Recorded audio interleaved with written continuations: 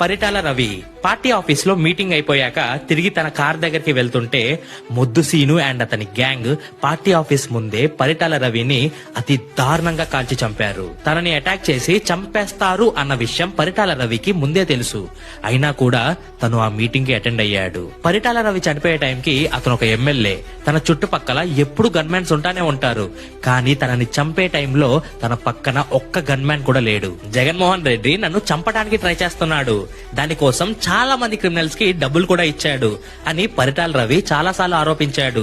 ఇలా ఆరోపించిన కొంతకాలానికే పరిటాల రవిని చంపేశారు. అసలు జగన్మోహన్ రెడ్డికి పరిటాల రవికి సంబంధం ఏంటి?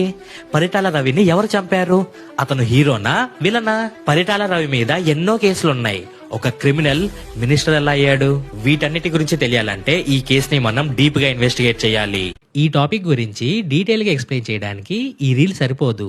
అందుకే దీని మీద యూట్యూబ్ లో ఒక లాంగ్ వీడియో చేశాను. ఒకవేళ మీకు ఇంట్రెస్ట్ ఉంటే మన Chandu Kodali YouTube channel open చేసి ఈ వీడియో క్లిక్ చేయండి. లేకపోతే మన బయోలో దీని మీద లింక్ కూడా ఉంటది, అది క్లిక్ చేసినా కూడా యూట్యూబ్ లో వీడియో ఓపెన్ అవుతుంది.